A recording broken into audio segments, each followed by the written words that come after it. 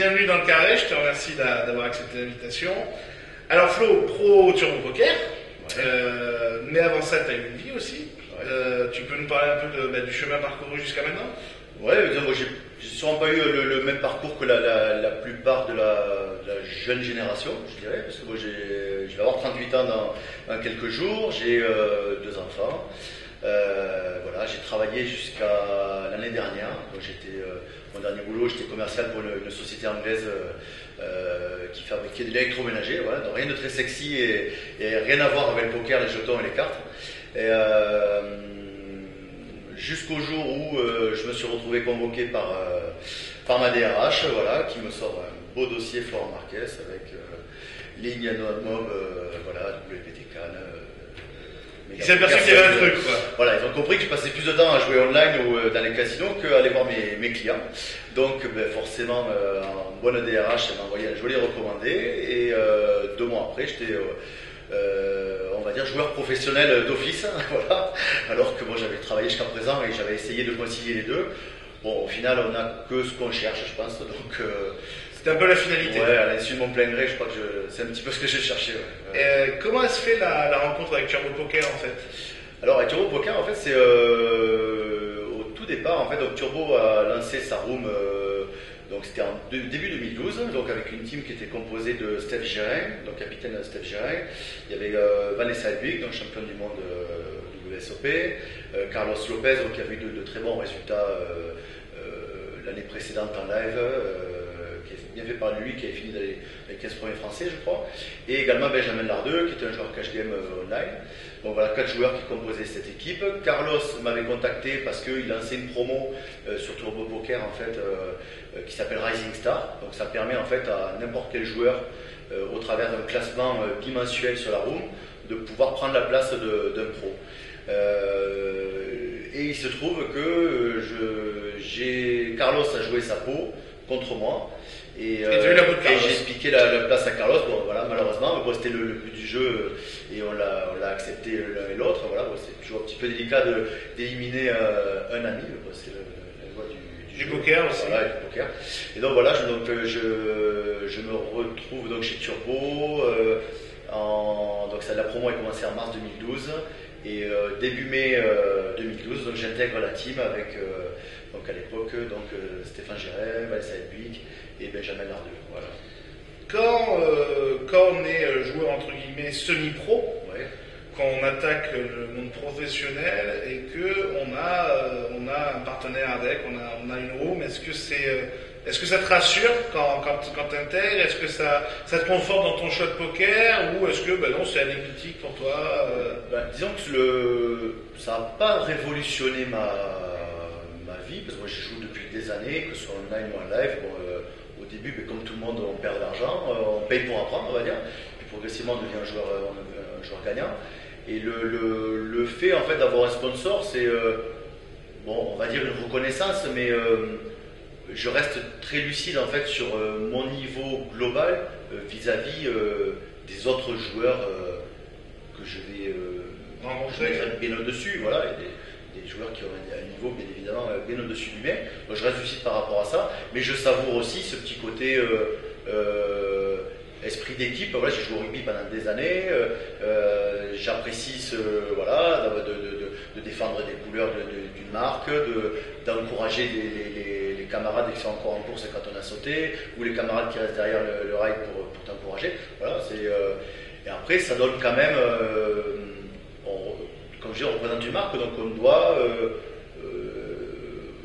s'ouvrir, savoir communiquer. Puis voilà, savoir communiquer avec les autres joueurs, essayer de donner une bonne image de la room, donner aux autres joueurs l'envie de jouer sur la room que vous représentez. Voilà, des bonnes choses qui me rapprochent aussi de mon ancien métier de commercial, voilà, où du coup, le contact avec les autres. Tu arrives donc chez Turbo Poker. Qu'est-ce qui te plaît dans cette room? Qu'est-ce qui te plaît dans le fait d'être sur cette room pour toi, les avantages?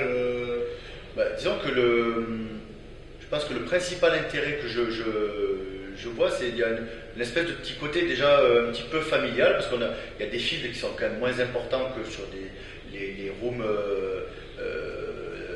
numéro 1 en France. PokerStars et Winamax. Donc il y a déjà des fields un petit peu moins importants, au moins pour les tournois quotidiens. Après pour les majors, on va dire du week-end, bon, on se rapproche de ce que font les autres rooms. Donc des fields moins importants, on rencontre souvent les mêmes joueurs. Il y a des affinités aussi qui se créent entre les joueurs. Et après pour la partie live, je dirais, c'est une petite team avec des personnages très attachants. Il y a un bon esprit d'équipe, une bonne entente entre nous, on rigole bien, que ce soit avec Steph ou Steph Gérin, ou même avec Fabien Richard qui est notre couvreur qui nous suit, couvreur et comment on peut dire manager, manager, voilà, qui s'occupe des hôtels, qui s'occupe de plein de choses, voilà. Donc on a vraiment une bonne ambiance entre nous, ça braque pas mal, voilà, c'est sympa, voilà, on s'entend très très bien. Est-ce que quand on est sponsorisé par une petite room, qu'on a l'expérience de ça, est-ce qu'un jour on a envie, est-ce qu'on se dit qu'on a envie d'aller encore plus haut, d'être sponsorisé encore par une plus grande room, ou est-ce que la fierté entre guillemets de porter ces couleurs-là te suffit, et puis peu importe l'évolution professionnelle, l'important c'est les cartes, et puis je dirais que c'est sûr que de perdre un sponsor, c'est sûrement frustrant. Bon, après, j'ai joué au poker pendant des années sans sponsor. Après, je suis fier des couleurs Turbo Poker. Je suis fier de participer au développement de cette room, de l'avoir vu naître et grandir dans le nombre de joueurs, dans la taille du site. Bon, après, si demain ça doit s'arrêter, ça s'arrêtera. De la même façon que peut-être ma carrière de joueur me lassera un moment, j'aurai envie de revenir à autre chose, de faire complètement autre chose. Après, me fixer des objectifs de détrôner Elki chez PokerStars, même dans mes rêves les plus fous, non. Voilà, il est très bien là où il fait très bien son boulot, et je sais très bien que le marché du sponsoring en France, il est limité à l'élite du poker français, et aujourd'hui, je crois plus au système de promotion comme l'organisme Turbo Poker avec Rising Star qui permet d'intégrer une team. D'ailleurs, ça s'est décliné maintenant avec Rising Star Lady, donc où il va y avoir un programme uniquement pour réserver aux femmes. Je crois plus à ce genre de sponsoring ponctuel ou à la méritocratie un petit peu, en fonction du classement que vous allez obtenir sur la room qui va vous récompenser de tout ça, que à des contrats de sponsoring à 100 000, 200 000 euros, c'est réservé peut-être à 10 joueurs en France, je sais pas exactement. Alors Flo, on va revenir un peu sur l'état un peu du marché français aujourd'hui. Comme tu le disais, effectivement, c'est de plus en plus dur d'être sponsorisé. C'est de plus en plus dur, tout simplement, j'ai l'impression aussi pour les groupes en France. Comment toi t'as perçu cette évolution ces dernières années? Tu sens comment le marché? Je pense que c'est compliqué. C'est compliqué, mais est-ce que tu penses que ça va s'améliorer? Tu penses que là on est un peu sur le bout? Après, je suis pas. Toi personnellement, en tant que joueur, je ne suis pas un grand technicien de l'économie du marché du poker, voilà. Le ressenti, c'est qu'effectivement, on voit bien que les rooms, ça se concentre. Donc on l'a bien vu au niveau on a toujours les deux gros, comme on le disait, PokerStars, Winamax, ok. Ensuite, on a aujourd'hui un regroupement sur le réseau ePoker avec Turbo Poker, Everest, Betclic, Unibet, voilà. Bon, ces rooms-là qui ont réussi à s'associer sur un réseau, ça donne déjà un peu plus de volume au tournoi, il y a plus de tables de cash game, etc. Donc ça rend l'offre un peu plus attractive pour tout le monde. Ça, je pense que c'est une bonne chose, mais effectivement, le nombre de rooms, ça serait surprenant que ça fasse en augmentant. Donc je pense qu'il y aura plus de concentration ou de disparition que de création. Tu penses que Turbo Poker a une vraie carte à jouer? Toi personnellement, tu penses vraiment que Turbo Poker a une vraie carte à jouer dedans? Oui, moi, j'y crois complètement. Après, je le vois au niveau du ressenti des joueurs que je croise en live, avec qui je discute online ou sur les réseaux sociaux comme Facebook par exemple. Ils trouvent un intérêt à ces rooms-là, avec, comme je disais tout à l'heure, avec des films des fois un petit peu moins importants la semaine, qui leur permet de jouer un tournoi qui ne va pas durer jusqu'à 4h du matin, parce que tout le monde n'est pas joueur pro. il y a le père de famille qui rentre chez lui, une fois les enfants couchés, à 9h du soir, il veut se faire son petit tournoi jusqu'à minuit, après aller au lit pour être au boulot le lendemain matin. Tout le monde n'est pas joueur pro et peut se coucher à 4h ou 5h du mat pour se lever à midi, quoi. Donc la majorité des joueurs en France sont des joueurs comme lambda qui avant tout prennent le poker comme un jeu et pas comme un moyen de subsistance. Voilà. Donc je pense qu'il y a de la place pour une room comme Turbo Poker. Après, ça sera sûrement pas facile, mais je reste optimiste, enfin, c'est dans mon naturel, donc, mais je pense oui, qu'il y a de la place pour ces rooms-là. Ouais. Il y a eu l'affaire du fisc. Ouais. Donc, bon, toi, tu me disais que tu n'étais pas concerné aujourd'hui. Tu as certains de tes amis, je pense en tout cas, tu as vu certains joueurs pro l'être. Est-ce que toi qui as été dans le commerce, qui as travaillé pour des organismes étrangers, etc., est-ce que des fois tu te dis pas qu'il faudrait mieux être ailleurs qu'en France pour faire le métier que tu fais? Disons que oui, ça je comprends tout. Enfin, comme j'étais là, j'ai 38 ans, j'ai 2 enfants.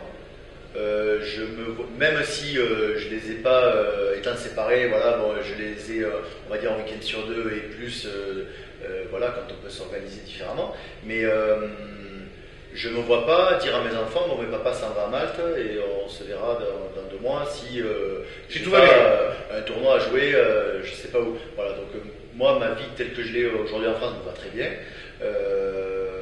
Et tu regrettes pas un peu quand même qu'il y ait comme ça tout le temps des difficultés supplémentaires qui se rajoutent déjà à ce métier-là? Si j'avais 20 ans, je serais sûrement pas en France.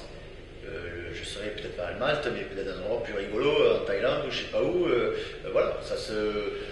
Mais bon, après, ce qui est dommage, c'est que le système n'est pas fait pour que les gens restent en France. La plupart des joueurs français, je pense, seraient d'accord pour payer des impôts. Participer à l'économie du pays, payer, on est bien content d'avoir une sécu, d'avoir des ACDIC, d'avoir des routes en bon état, bon, mais voilà, je pense que la plupart des joueurs seraient d'accord. Le tout, c'est d'avoir un cadre qui soit clair et que on sache à quelle sauce on va le manger et pas que ce soit des cas particuliers, gérés indépendamment les uns des autres.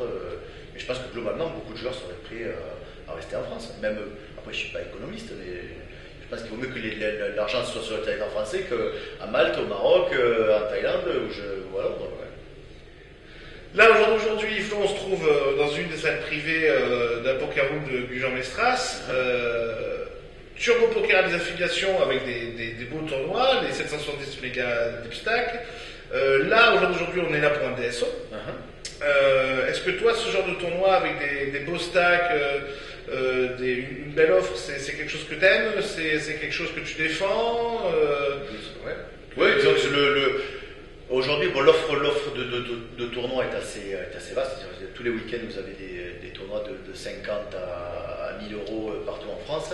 Je pense que la catégorie tournoi qui a l'air de bien fonctionner, c'est les tournois entre 500 et 1000 euros. C'est là où on arrive à avoir des beaux fields. Voilà. Bon, après, les organisateurs ont compris qu'il fallait donner de la qualité à leur tournoi, donc ça passe au travers des structures. Donc c'est vrai qu'au niveau du DSO, Turbo Poker est sponsor de l'événement.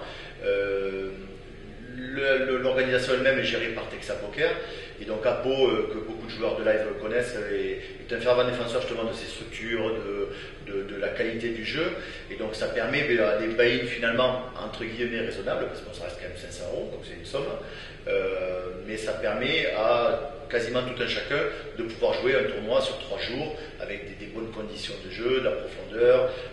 Là on va être, je pense, grosso modo 400 joueurs sur les 2 jours 1 au total. Donc ça garantit un beau prize pool. Et bon, grâce à Turbo Poker, effectivement, les joueurs peuvent se qualifier sur le site. Donc c'est-à-dire que tous les jours, il y a des satellites à partir de 5 euros. Donc c'est vraiment donné à tout le monde. Il faut un petit peu de chance, bien sûr, mais tout le monde peut accéder à ces tournois-là. Voilà. Tu parlais de défendre les structures. Toi, t'es partisan. Il y a un gros débat en ce moment sur les structures, le re-entry, le price pool, comment on le répartit, etc. Toi qui as fait quand même plusieurs événements différents, les DSO, les WPT Series, etc. c'est quoi que tu préfères? C'est quoi que tu défends le plus? C'est des gros stacks, c'est le 10% de payout, c'est le 15%, c'est on lisse un peu plus. Bah, déjà, je pense qu'au niveau bon, la taille des stacks, en fait, on le sait tous. Enfin, c'est souvent un demi-problème. En fait, c'est plus la structure globale qui est importante. C'est-à-dire que si on démarre avec 30 000 jetons, avec des paliers qui durent un quart d'heure, bon, ben ça sert pas à grand-chose. Par contre, quand on prend des structures type EPT avec 30 000 jetons, ça permet de développer du jeu, on a le temps, on a enfin, voilà, la profondeur, on a, les structures du DSO, c'est 50 000 jetons, des levels de 50 minutes, là aussi ça permet de jouer. Vu l'offre qu'il y a au niveau du poker live, de toute façon les organisateurs sont obligés aujourd'hui de tendre vers ça. Si aujourd'hui vous proposez à un joueur un tournoi à 1000 euros avec 5000 jetons de level de 20 minutes, normalement vous allez faire un flop. Voilà, bien sûr. Après les structures des WSOP, c'est 3 fois le buy-in. Bon, malgré tout, la structure étant lente, si vous arrivez à survivre les premiers niveaux, la moyenne reste relativement deep le reste du tournoi. Donc la structure est importante. Après, pour ce qui est des payouts, je crois qu'il ne faut pas passer d'un extrême à l'autre. C'est-à-dire que bon, je pense que 10% c'est trop peu. Mais quand certains proposent des 25 ou 30%, c'est peut-être un peu démesuré. Je pense que dans les 15%, je crois que c'est le bon ratio. Après, là où je serais peut-être un peu plus... j'y verrais un peu plus mon intérêt, c'est peut-être un peu plus de lisser les paliers, les écarts qu'il y a en table finale. Parce qu'on sait très bien que entre le premier et le 9e d'une table finale, l'écart de prix ne reflète pas l'écart de niveau ou le mérite que l'un a de gagner par rapport à l'autre. C'est juste souvent démesuré. D'où l'intérêt aussi des deals qui se font off dans la plupart des tournois. Enfin, c'est très rare qu'un tournoi aille au bout sans deal vu les écarts de prix qu'il y a. Donc, bon, à la limite, c'est plus ça qui me paraît choquant. C'est-à-dire d'être obligé d'aller au deal alors que ce serait logique de peut-être lisser un peu plus les choses de manière raisonnable. Parce que c'est vrai que quand on joue beaucoup en live, la variance est terrible. Donc payer peu de joueurs, au final pour un joueur de live, c'est très compliqué. Et les gros écarts qu'il y a au final, c'est la même chose. Pour un joueur de live régulier, c'est très difficile aussi d'arriver au bout d'un tournoi. Voilà. On fera plus souvent des places moyennes que des grosses victoires, bien sûr. Flo, on va attaquer à partir entre guillemets un peu plus privée. Toi, avec ton expérience, là, aujourd'hui, ton recul aussi, qu'est-ce qui dans ce milieu te fait un peu tiquer? Qu'est-ce qui dans ce milieu t'a un peu moins plu? Est-ce que c'est, je sais pas, comportement des joueurs ou comportement de jeu ou je sais pas, d'autres choses? Enfin, disons, globalement, le milieu du poker me plaît parce que j'y passe pas mal de temps, on va dire. Mais après, effectivement, il y a toujours des petites choses un peu surprenantes, on va dire, sur la nature humaine. Donc, effectivement, des fois, c'est le comportement des joueurs qui peuvent être odieux avec les croupiers, avec les autres joueurs. Donc là, après, chacun, il y en a certains qui vous diront, oui, mais ça fait partie du jeu, de déstabiliser les autres, etc. Bon, je sais pas, moi, je n'ai pas cette vision-là Pour moi, le poker reste un jeu, effectivement. Bon, après, on joue pour gagner. Mais je pense pas que tous les moyens soient bons pour arriver à ces fins. Ça, c'est plus au niveau du comportement à table. Après, je suis assez surpris, un peu interloqué par le comportement, des fois, de joueurs qui représentent une marque, qui sont censés représenter une marque. Voilà. Donc, je pense que quand on porte un logo, quel qu'il soit, on se doit de bien figurer, de donner envie aux gens de venir jouer sur votre room, de répondre aux éventuelles sollicitations, d'aller serrer la main à droite à gauche, ça coûte rien, ça fait plaisir aux gens, et c'est la moindre des politesses, déjà, il me semble. Donc, des fois, je trouve un peu surprenant certains joueurs qui peuvent se rendre pas compte de la chance qu'ils ont, de vivre la vie qu'ils ont. Aujourd'hui, on dépense des sommes relativement indécentes pour le français moyen. Voilà, on se permet de faire mémuse avec des cartes et des jetons à coups de SMIC et de voilà. Donc il faut quand même garder ça en tête. Enfin, c'est pas du populisme que je veux faire, mais faut garder à l'esprit que des fois, ce qu'on dépense en une soirée, c'est un mois de salaire d'une famille. Donc voilà, faut rester les pieds sur terre. Et je crois que sans rentrer dans le débat jeune, vieux, lifetard, geek, voilà, je crois qu'on est tous des joueurs de poker, mais je pense que certains ont connu que ça, ont connu que le poker, et faut pas oublier qu'il y en a aussi qui se lèvent le matin pour aller bosser, quoi. Donc a priori ils sont tout aussi respectables en tant que joueurs de poker que ceux qui font que ça, et voilà.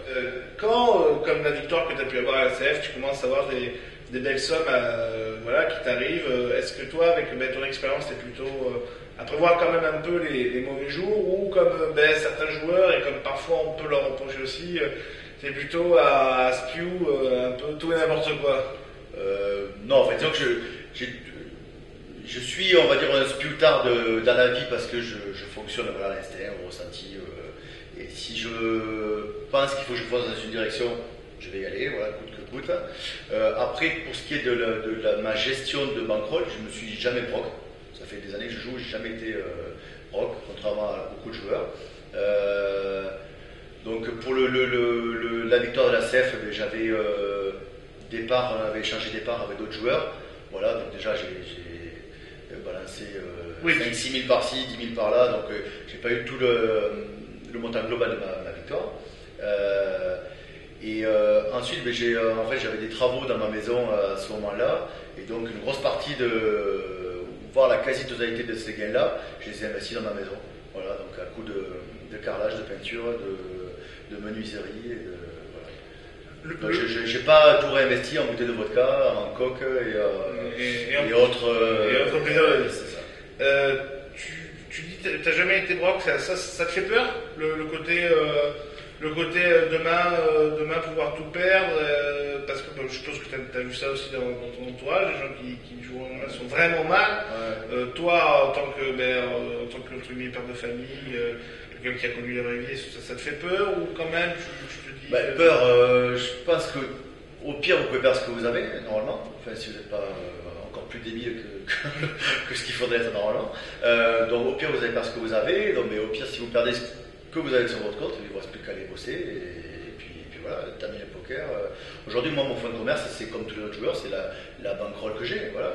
Le jour où il n'y en a plus, on tire le rideau et c'est fini. Voilà, je ne vais pas aller m'endetter pour jouer au poker. Donc, et encore moins vendre ma maison, et voilà.